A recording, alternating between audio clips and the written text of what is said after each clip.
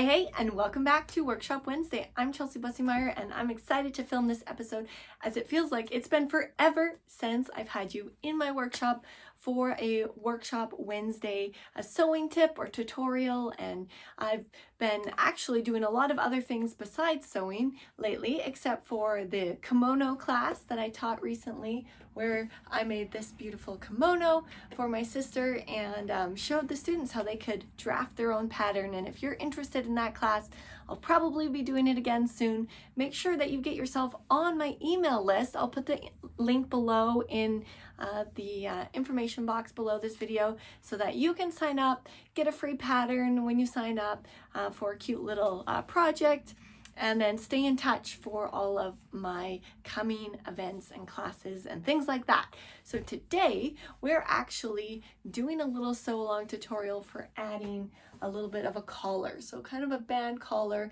something that came in from one of my students. She'd like to add this as an extra detail to her kimono, and that's the fun part that we got to kind of chat about at the end of class, just some possible ideas of things you can do to switch up the design for your kimono.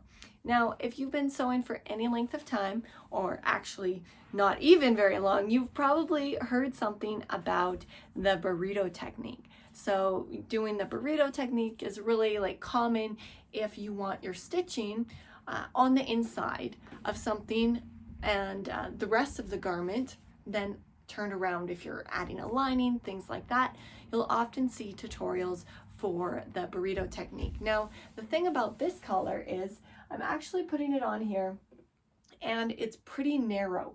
So it's not very big, and when you're using the burrito technique, you really do have to kind of push the whole rest of the garment through whatever tube you kind of make with that and flip it around later on.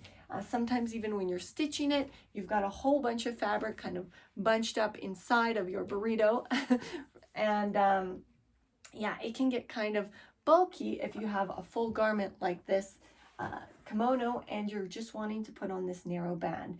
Now, if you're wanting to put on something that's even narrower, you may find that this technique is not going to work for you. You might need to use kind of like a two-step technique of putting on like a binding, something like that. But in this case, we want all of the seam allowance inside this little band and I attach it to this fairly large garment afterwards. So today I'm going to show you what I just decided to dub the faux burrito.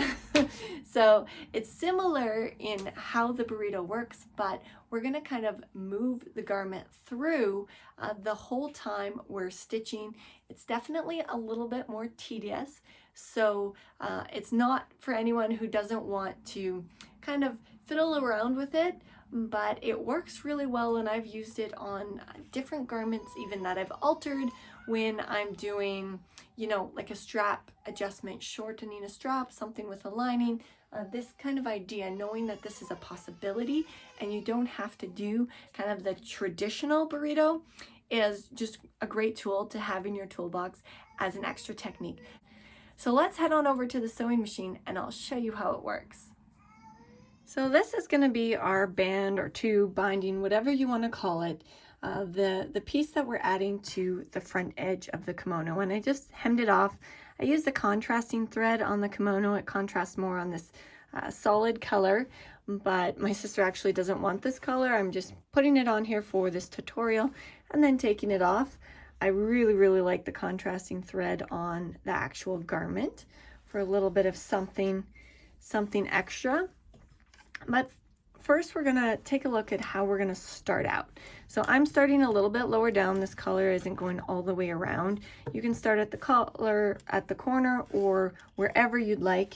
As I mentioned in the intro, I've used this on straps, different things like that. It will make sense as we move along. So when this collar piece is actually on, what I want it to be like is have the seam allowance encased inside the tube itself. So having that in mind when you're putting the fabric on will really be helpful in getting it flipped around the correct way. So if I look at it this way, I want to just add it to the edge. I've got it now formed in a tube, as I have both of the raw edges of this collar piece. And this pin again is exactly where I want it to start. And you can see I'm starting to encase the garment like a burrito. If I was going to pin this piece on, that would actually be pretty much your traditional burrito method, where it would go down and encase the entire garment. Here at the corner, you can see it works pretty well. It's not too tight. It's not like it's bulging or stretching at all, but farther on, once I get up into the body of the garment, we've got all of the bulk of the sleeves and all of that. It wouldn't really work to do the traditional burrito technique. So here at the bottom, I'm just going to get it started. What you can also do is flip it back around too, if you're not exactly sure if you've got the fabric flipped the way you want it, if you've got the seam allowance, as I've kind of pre-hemmed this tube. If you've got that flipped the right way, you wouldn't need it to actually even be a tube. You could close up this end, flip in the seam allowance and close it up if you wanted, have it taper down, really anything. I'm just having it end at the bottom with a hemmed edge. And I can see here that, yeah, it's once I flip it around, the garment's the right way around and my tube is the right way around. So I'm just gonna take it off again, put it on one more time so that you can see how I'm attaching it. Line up your starting point where the raw edge is supposed to attach. Take the second piece, flip it around, kind of starting to create a burrito as you would in a normal kind of burrito technique or method. And we're just going to get it started under the machine.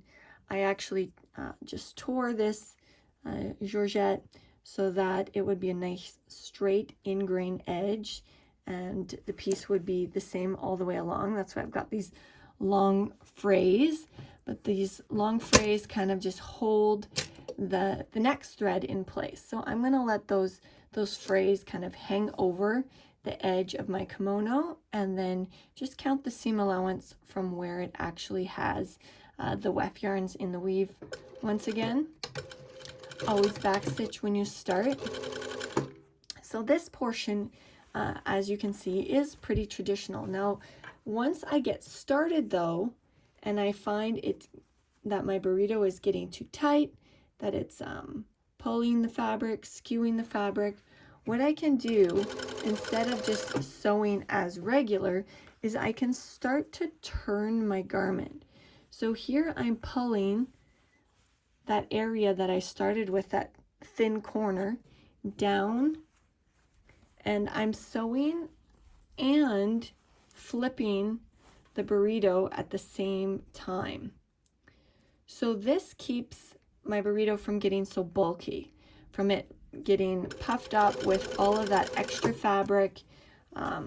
This is kind of a little bit extra fullness than this technique actually needs. I thought it would be better for the tutorial here so you can see better what's happening, but I could have done a narrower, much narrower.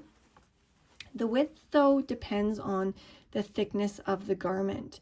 If there's a lot of bulk in your garment, say if this kimono was a heavier fabric, I might not be able to do a narrower band with this kind of faux burrito. And here I'm kind of running into bulk again.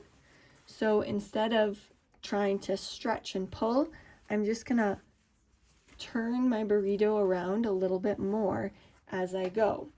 Now, it's great to always have your needle down. My machine automatically stops with the needle down, but if you don't have a machine that does that, put your needle down before you start pulling on the garment to flip it, just so that you don't end up having the garment pull out or your stitch line shift a little bit and cause a little bit of an uneven stitch line. And you can see that when I continue, each and every time it's much easier after I flipped it because I have all of this bulk of the garment actually in front of my burrito and in front of where the needle is actually stitching. Oh, sorry, bumped the camera there. In front of where it's actually stitching. So I'm not creating all of that bulk right next to my pressure foot, because that can get really, really frustrating when you're trying to make the raw edges meet and your burrito is just so tightly packed. And even turning the garment, if you're using really delicate fabrics or fabrics that can catch on each other. Like I know actually Linda, my student who I'm making this video for, she's actually working on another project with this really beautiful sequin fabric, and something like that, when you use the burrito method to put your lining on your straps, it can just catch really bad, and you might need a little extra room rather than being able to turn around the burrito after the fact with it being so bulky. So I'm just gonna finish this off. I think you've probably seen well enough. Otherwise, you can go back and review the beginning of how this works.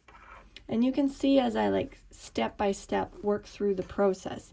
It is a little bit tedious, but it's so much easier than trying to do the traditional burrito and having all of that thick bulk and ranking on your project, trying to get it flipped around later on. It's just kind of the same idea, but a step-by-step as you sew method. So it's very, very similar to your traditional burrito.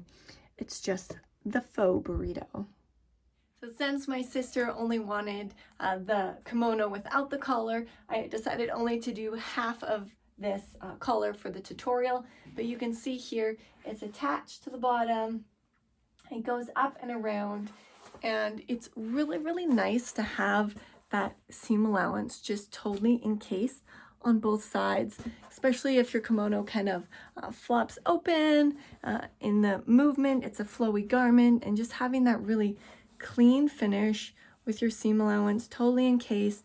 You don't need to have any stitching on the outside as you would if you were going to do it kind of with a two-step binding technique or something like that. So this is just a really beautiful clean finish.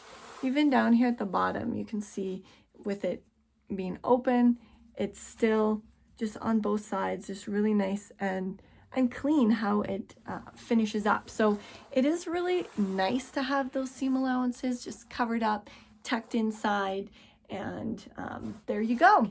That's how you do kind of a faux burrito step by step. So thanks for joining me for this episode of Workshop Wednesday. Be sure to sign up for my email list if you aren't already on it, as that is really the best way to stay in touch with all of my new videos, tutorials, classes, and those types of things. So pop down to the description box on this video and do sign up, and we'll see you again on the next episode of Workshop Wednesday. Thanks and happy sewing!